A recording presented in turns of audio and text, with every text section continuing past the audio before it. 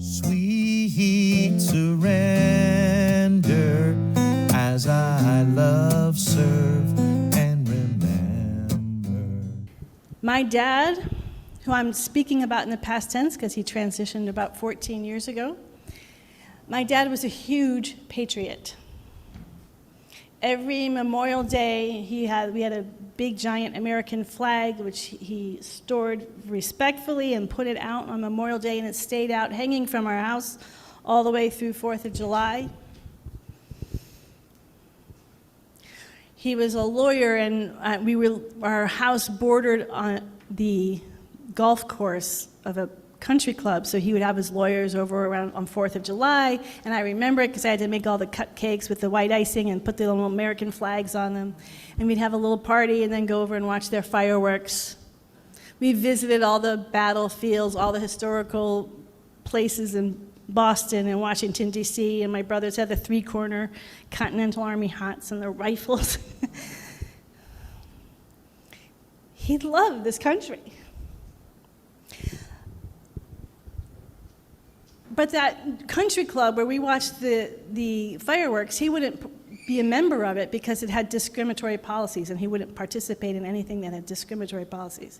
My dad was an atheist. My dad was a passionate Democrat. He was a passionate patriot. It's funny today, when we say patriot, it has a different feeling. At one point, when I was in middle school, I just want to, if it's okay, I want to brag a little bit about my dad. I'm a proud daughter. Russell Long, who was the he was the chairman of the Senate Finance Committee. They needed some help with some tax bills, and he was asking around who one of the best lawyers were on finance, and it was pointed to my dad. He came to my dad and said, just for 3 years, can you come down and work for the Senate Finance Committee? So my dad did. He was the chief tax counsel for Senate Finance Committee for 3 years. Anything that we are good at, we feel passionate about. He was very good at what he did, and he was a patriot. So everything he was doing, he felt deeply and passionately about. And I would often hear him rail against the Republicans and and the Finance Committee and what their policies were, and because he cared. And Bob Dole at that time was the minority chairman leader of the Finance Committee. So there was this moment, though, that confused me because I'd always hear him, he's always working out the things that he's in home. But we watched the news every night at dinner, and there'd be times when Bob Dole would show up on the screen, and he'd go, oh, there's Bob Dole. And he's like, oh, that's so great to see him. And I'm like, wait a minute. You were just saying how angry you are at the policies. He goes, oh, yeah, I don't agree with his policies, but he is a really first-rate human being. I have such respect for him. I really not love, he wouldn't use the word love. I really like who he is as a person. And I agree with his values. How we want to get to those values are different. And I will fight. Years later, I was, oh, he's a lawyer. He's comfortable with having differences of opinion, but it didn't change his opinion of Bob Dole as a person. And then 10 years later, or years later, yeah, it's about 10 years, he he was now a partner in his same law firm, but in D.C., and so his office was on Pennsylvania Avenue with a big picture frame window. It was 1989, George Bush Sr. was just elected. Another person whose policies, he was passionate. We watched the news every night. He felt very strongly. He's been doing this his whole life. He's been paying attention to the news since he was 12. He made a book on World War II as it was happening because he was so into it. So this is his life. And so he cares deeply, and yet he was like a little schoolboy on that inauguration to see the next elected president of the United States walk down in the inauguration. He was just like, this was so exciting. And he there's George Bush, and he would get so excited. He did get quite excited. As a daughter, that taught me so much. Because what mattered to him the most was the value system of this democracy and how it worked. And he wasn't just throwing it out. He believed it and lived it. But here's the interesting thing. He's not alone in that. The very first time I became a minister of a center, it was at Celebration Center of Religious Science in Falls Church, Virginia, which is of Northern Virginia, right outside D.C. And so it was a community. It started off being called the National Center of Religious Science. So it was a community of people who were involved. If you live in D.C., you're involved in politics. We had people, so now George Bush Jr. is president. We're going to in the Iraq War. We have people in our community, very involved members, who are involved in George Bush's administration. One of our people was regularly going over to Iraq as part of her job. She had a very high-level job, of which she could not talk about. We had a lot of people who couldn't talk about things in our church. We had other people who were protesting and being in alignment with Ernest Holmes. One of the things Ernest Holmes always said was, be a group of people that are for something and not against anything. So when they marched, it was always for peace, for nonviolent resolutions. It was about what we were for. But still a different perspective than other people in our community. And there were other issues. There was constant issues that I'm talking about. Political issues. People say, are we political? You can't be in a center in the Washington, D.C. area where people aren't political, because it's their livelihood. But it was harmonious. I would be surprised all the time how deep, because I remember I came in as a minister, it was already a fully established center, that deep the friendships were, deep connections were with people who had very different perspectives, and yet they knew they were all part of this greater idea, and they all believed in that greater idea, including the principles that we teach: oneness, love, peace. We all have our unique expression of it. We all have our unique opinion and perspective of it, and we're all necessary and we're all essential, and so everyone was treated that way. It was never an issue. I don't ever remember coming into big battles or wars, or I'm not talking. It was a comfortable living together, which seemed normal at the time, but now in retrospect, it seems like a miracle. Because we're not there now. We talk a lot about these upcoming elections, but I want to say, freedom has always involved courage.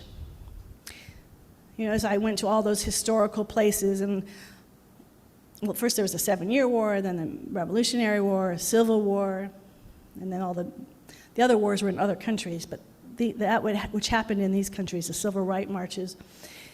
There's a lot of people who had to have a lot of courage so we could have this structure of freedom.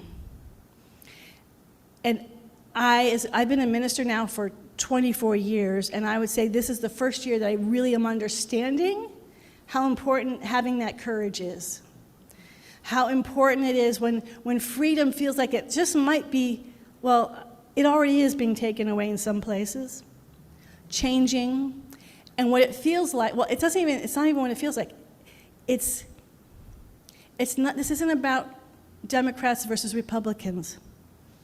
I've been in those situations enough in my life to know that we can have differences of opinion, but the value system is essentially the same. I think the challenge that we're having now is it feels like the value systems are so different. And that's what's scary.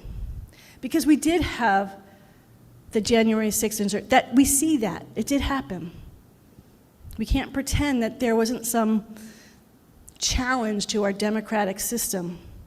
So that makes someone who was raised by a father and in a world that respected the way the structure of our government is and allowed for different perspectives, passionately different perspectives, but allowed for a peaceful transition of power. It's a big deal that would happen in January 6th. It's a big deal that in today's world, I would feel if I put out the American flag that would be an act of aggression. I don't feel like it would be an act of unification. We are all in this together, living to the best of our ability, because by no means are we a perfect country. We've done so many brutal and horrible things to other people who didn't fit into the right categories, and so we're working on that. We've been evolving and how we can create greater equality for all people.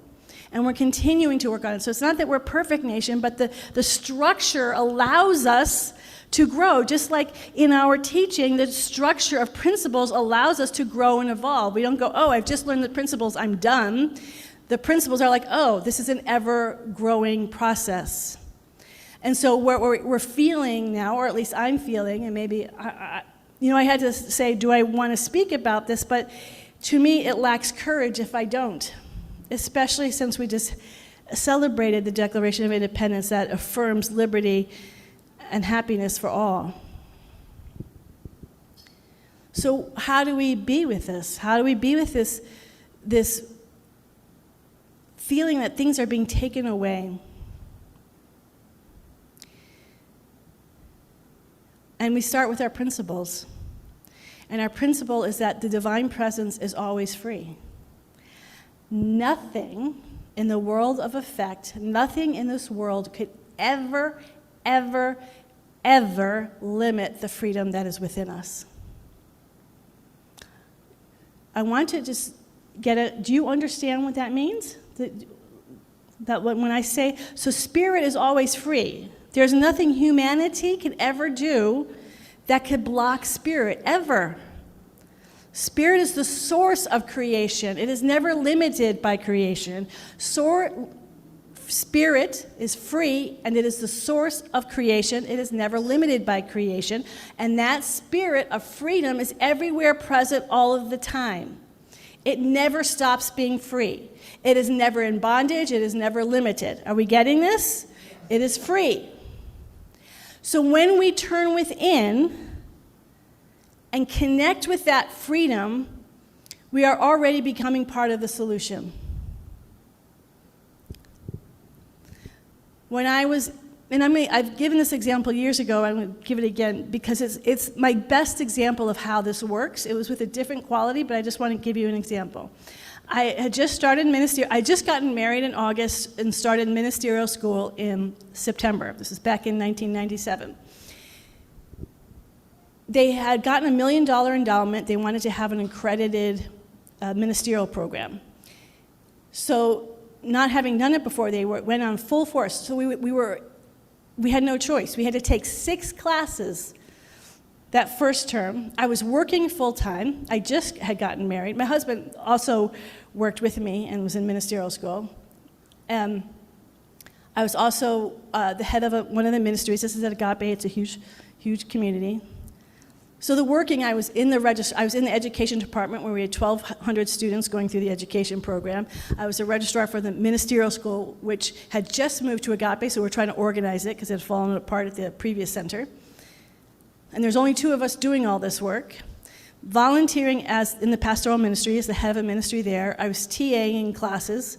I was a teacher assistant in classes, and I was taking 6 classes to get accreditation in a master's degree. It was insane. It was insane. And I had absolutely no idea how to change it.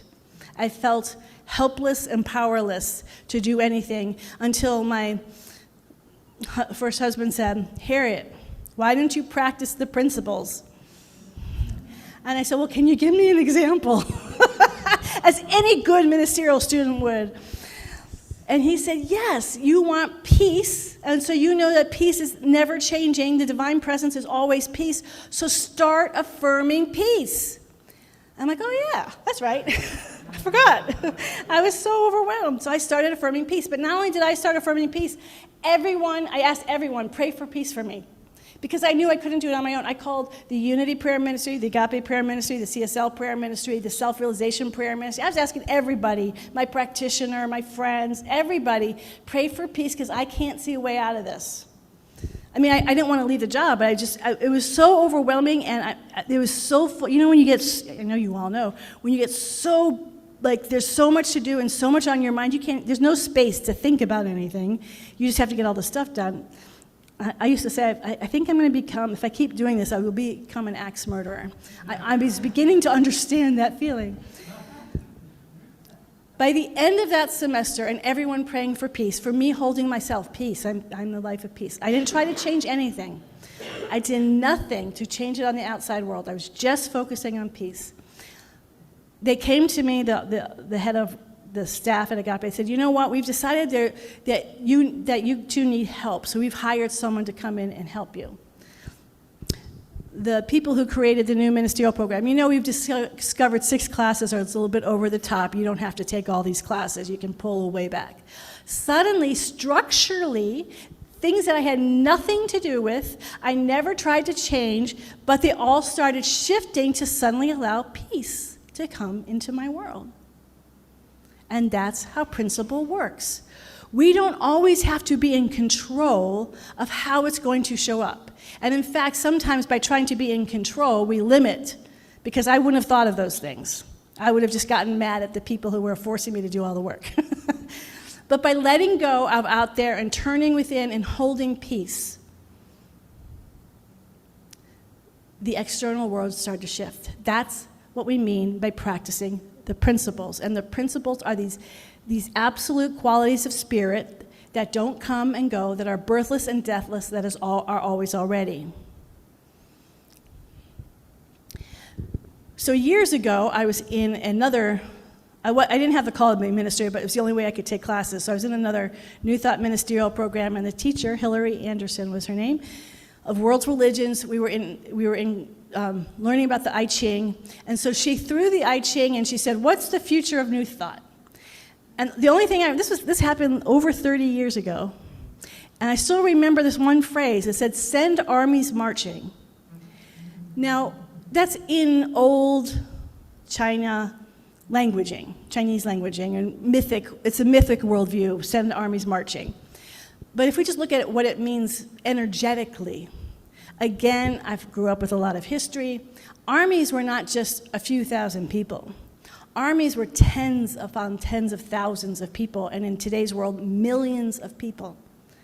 So when I think of send armies marching, what I hear, that's the future of New Thought, is, and it's not just New Thought, I would say spiritual progressives everywhere. There are easily millions of us holding, just as I was holding peace, holding this idea of freedom now. Because we need it now. This isn't just about the elections in the future. You can't legislate the way people feel about the flag now, that it's almost a symbol of aggression. Nobody made that happen. It's part of our cultural heritage. We have to shift it. And the way we start shifting it is not by always trying to shift it out there, but changing it within, but doing it collectively, because we all do this. There's so many spiritual progressives that are all on their own, go out into nature. Doesn't matter, you can be on your own, but we all collectively start holding this idea of spiritual freedom now. Spiritual freedom means freedom everywhere, as we heard in Ernest Holmes' Prayer for Our Country.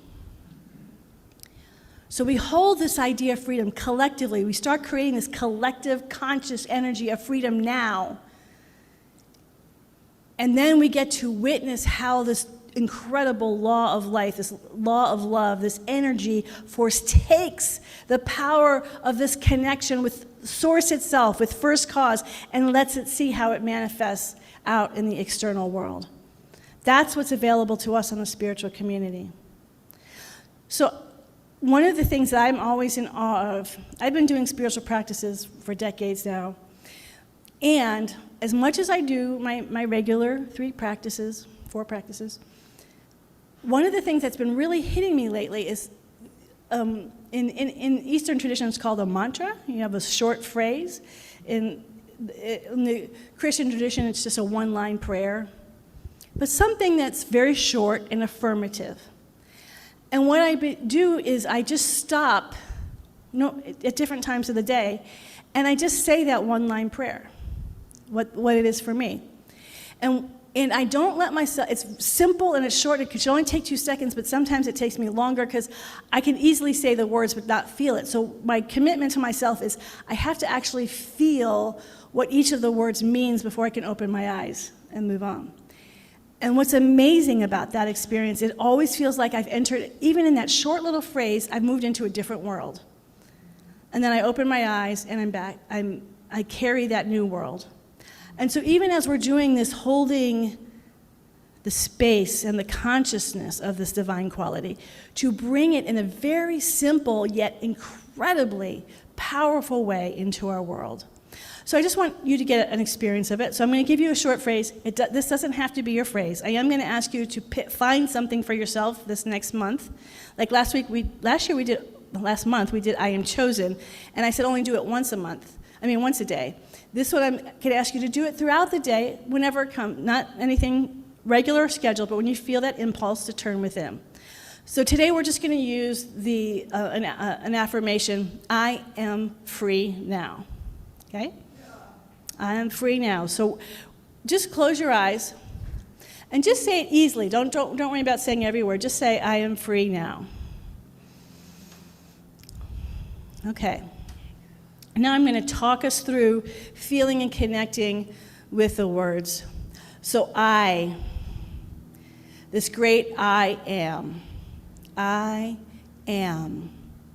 I am. It is. That I amness is pointing to the isness right now in our human self, and this I am that is the source of all creation, of all time and space, and beyond all time and space. This I am that is that which is beyond all appearances and that which is fully realized as all appearances. I am. That I am that is uniquely and specifically each and every one of us. I am. I am free. Free. There is nothing limiting me in this moment. I am not in bondage to anything. As the I am presence, I am not in bondage to anything. Anything that my mind has been racing about or worried about, I'm free of it. The I am is free. I am free. I am unlimited love. I am unlimited peace. I am free. I am unlimited creative expression. I am free now. We are not talking about freedom in the past. We're not talking about freedom in the future. We are talking about that eternal freedom that is alive and awake in, through, and as every level and dimension of our human self, physically, emotionally, mentally, our energy body, our causal body, non-dually, on every level and dimension of our being, inwardly and outwardly, individually and collectively, in our past, in our present, and in our future, in our conscious, subconscious, and superconscious, on every level and dimension of being. I am free now. So I invite you now to say it one more time, slowly, with every word, and then make sure you take a breath at the end so you're breathing that full energy into your body. Just take a moment.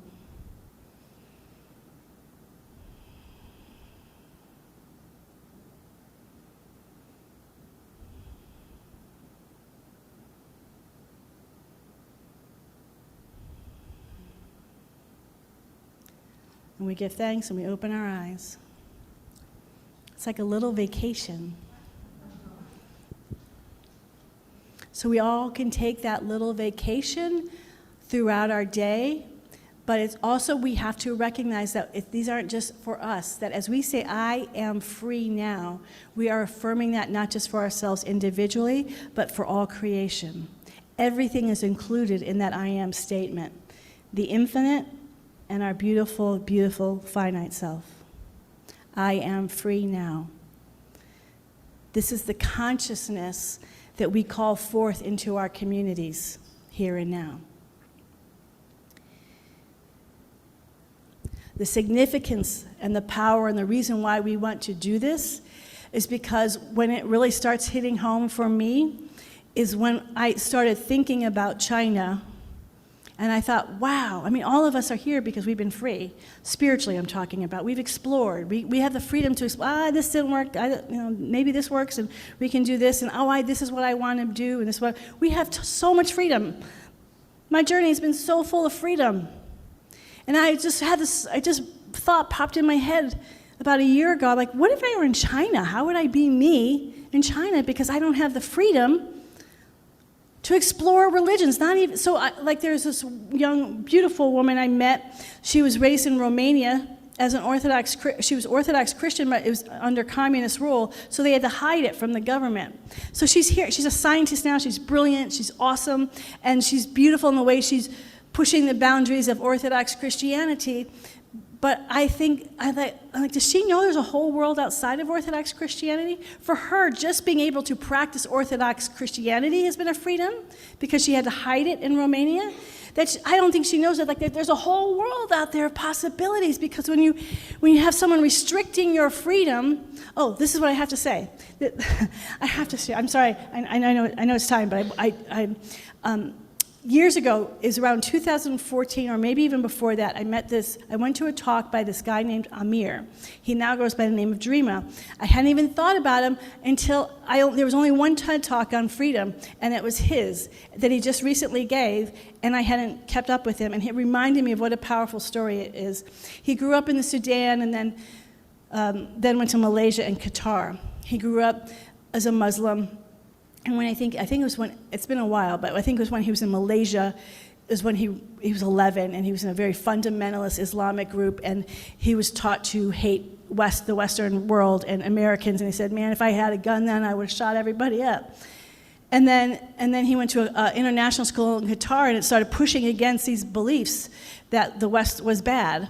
And so he had the disorientation, and then he became part of the Arab Spring that happened in Egypt, the digital creators of pushing for the freedom. I think that was 2010, 2011.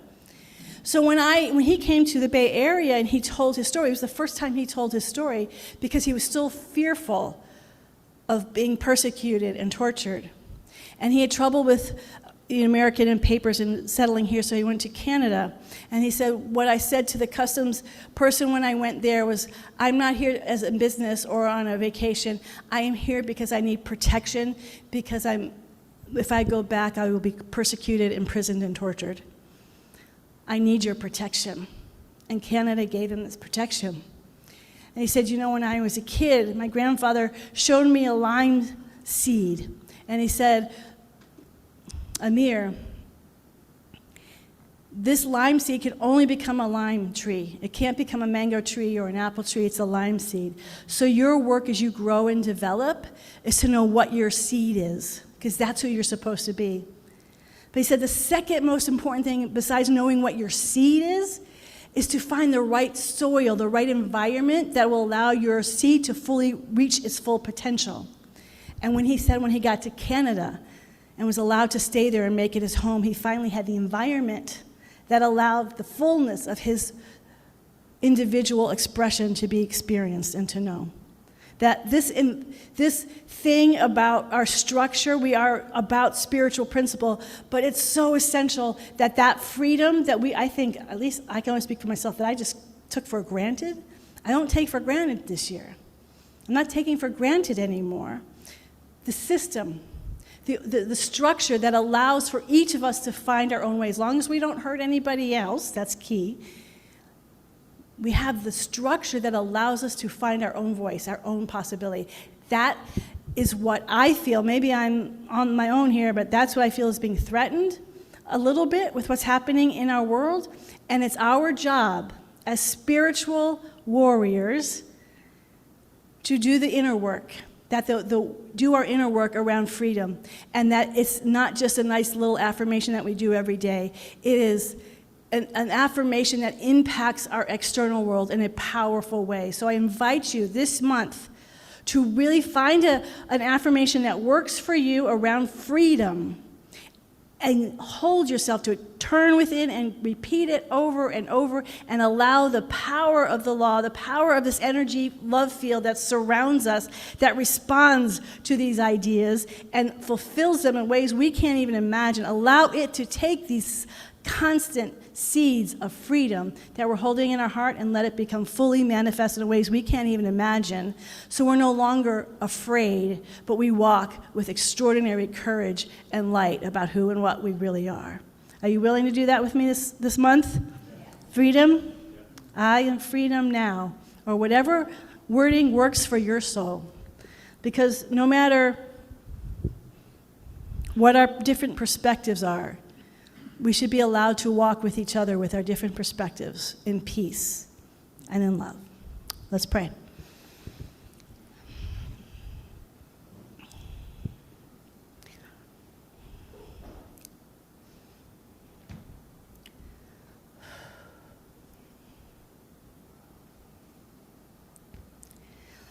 So I just begin with all of you in this prayer of just surrendering.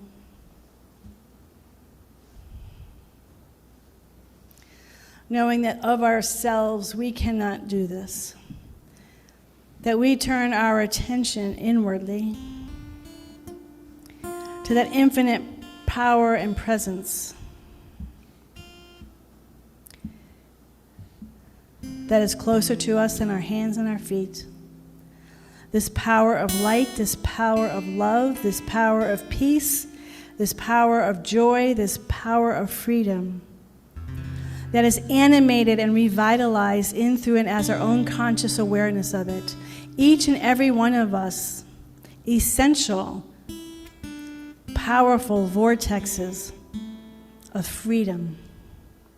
We live that freedom now. We are that freedom now.